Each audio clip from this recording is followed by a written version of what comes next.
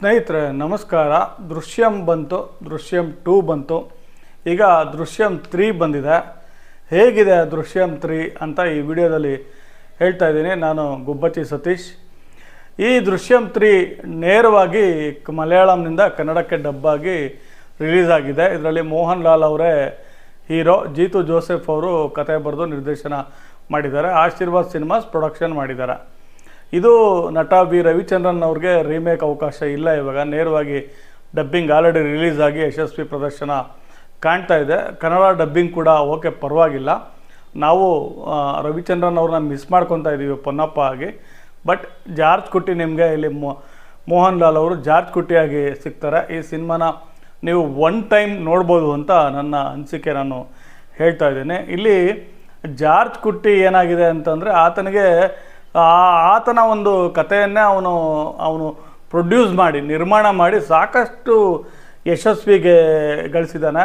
ಆದರೆ ಆತನಿಗೆ ನೆಮ್ಮದಿ ಇಲ್ಲ.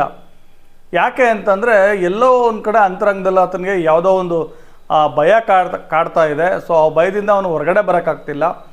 ಯಾರೋ ನನ್ನನ್ನು ಬೆನ್ಬಿದ್ದಿದ್ದಾರೆ ಎನ್ನುವ ಒಂದು ಭಾವ, ಆ ಒಂದು ಎಳೆ ಇಟ್ಕೊಂಡೇ ಈ ಜೀತು ಜೋಸೆಫ್ ಅವರು 3ನೇ ಭಾಗದ ಕಥೆಯನ್ನು ಬರೆದಿದ್ದಾರೆ ಅಂತ ಹೇಳಬೇಕು. ಈ ಸಿನಿಮಾಯಿಂದ ಸೋಷಿಯಲ್ ಮೀಡಿಯಾದಲ್ಲಿ ಭಾಳಷ್ಟು ಹೆಸರು ಬಂದಿದೆ, ದುಡ್ಡು ಬಂದಿದೆ. ಆದರೆ ಹಲವಾರು ಆತಂಕಗಳು ಕೂಡ ಎದುರಾಗ್ತಾ ಇದೆ.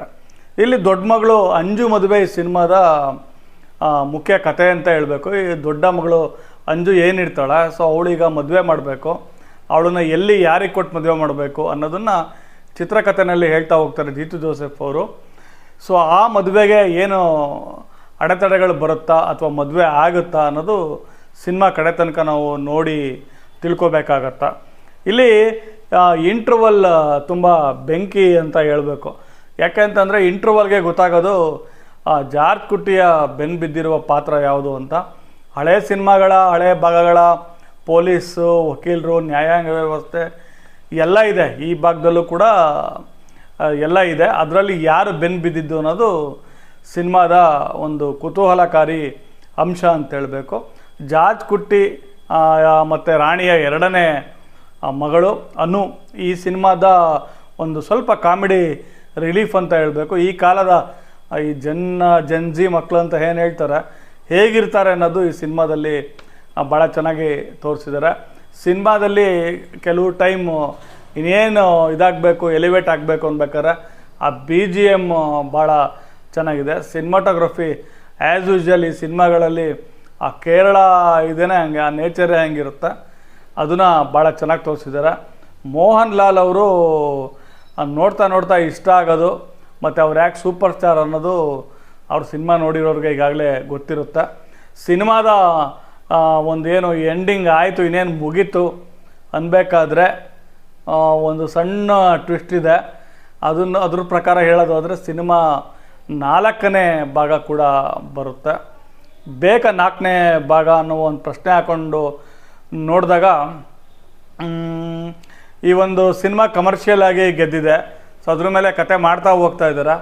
ಆಮೇಲೆ ಇದು ದೃಶ್ಯಂ ಫ್ಯಾಮಿಲಿ ಏನಿದೆ, ಆಡಿಯನ್ಸು ಅವ್ರದ್ದೇ ಫ್ಯಾಮಿಲಿ, ಅವರ ಒಂದು ಸ್ವಂತ ಫ್ಯಾಮಿಲಿ ಅನ್ನುವ ರೀತಿ ಆ ಸಿನಿಮಾ ನಾಯಕನೇ ಹೇಳ್ತಾನೆ, ನನಗೆ ಯಾರೂ ಇಲ್ಲ, ನಾನು ಅನಾಥನಾಗಿದ್ದವನು, ನನಗೆ ಯಾರೂ ಇಲ್ಲ, ನಾನೇ ನನ್ನ ಫ್ಯಾಮಿಲಿನ ಮಾಡ್ಕೊಂಡಿದ್ದು, ಈ ಫ್ಯಾಮಿಲಿನ ಬಿಟ್ಟು ಹೋಗೋಕ್ಕೆ ಇಷ್ಟ ಇಲ್ಲ ನನಗೆ ಅಂತ.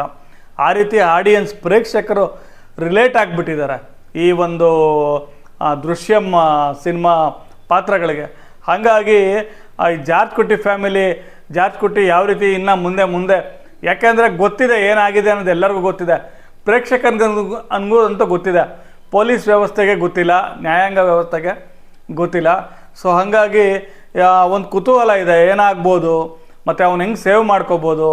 ಸೊ ಎಲ್ಲೋ ಒಂದು ಕಡೆ ರಿಲೇಟ್ ಆಗಿಬಿಟ್ಟಿರೋದ್ರಿಂದ ಜಾರ್ಜ್ ಕುಟ್ಟಿ ಫ್ಯಾಮಿಲಿ ಖಂಡಿತ 4ನೇ ಭಾಗನೂ ಬರ್ಬೋದು. ಈಗಾಗಲೇ ಜೀತು ಜೋಸೆಫ್ ಅವರು ಅದಕ್ಕೂ ಕೂಡ ಕತೆ ಬರೆದಿಟ್ಟಿರ್ಬೋದು. ಯಾಕೆ ಅಂತಂದರೆ 2ನೇ ಭಾಗದಲ್ಲಿ ಯಾರು ವಿಲನ್ನು, ಈ 3ನೇ ಭಾಗದಲ್ಲಿ ಯಾರು ವಿಲನ್ನು ಅಂತ ನೋಡಿದಾಗ ಇನ್ನೂ ಅವಕಾಶಗಳು, ಕಥೆಯನ್ನು ವಿಸ್ತರಿಸೋಕ್ಕೆ ಇನ್ನೊಂದು ಮಗು ಇದೆ. ಸೊ ಇದೆಲ್ಲ ಡೆವಲಪ್ ಮಾಡೋಕ್ಕೆ ಸಾಕಷ್ಟು ಚಾನ್ಸಸ್ ಇದೆ. ಇದನ್ನು ಮಾಡ್ತಾರೆ ಜೀತು ಜೋಸೆಫ್ ಅನ್ನೋದು ನೋಡಬೇಕು. ಇಲ್ಲಿ ನಾನು ಹೇಳಿದೆ ಮೋಹನ್ ಲಾಲ್ ಅವರು ಸೂಪರ್ ಸ್ಟಾರ್ ಅಂತ. ಜೊತೆಗೆ ಒಂದು ಮುಖ್ಯವಾದ ಅಂಶ ಏನಂದರೆ ಇದು ಈ ಸಿನಿಮಾ ಮುಂಚಿನ ಸಿನಿಮಾಗಳಿಗಿನ್ನ ಬೆಟರ್.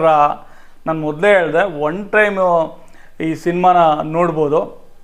ಬೆಟರ ಅಂದರೆ ನಾವೀಗ ಇಂಗ್ಲೀಷಲ್ಲಿ ಗುಡ್, ಬೆಟರ್, ಬೆಸ್ಟ್ ಅಂತ ತೊಗೊಳ್ತೀವಲ್ಲ, ಅದನ್ನು ರಿವರ್ಸ್ ಆಗಿ ಹೇಳಬೇಕು.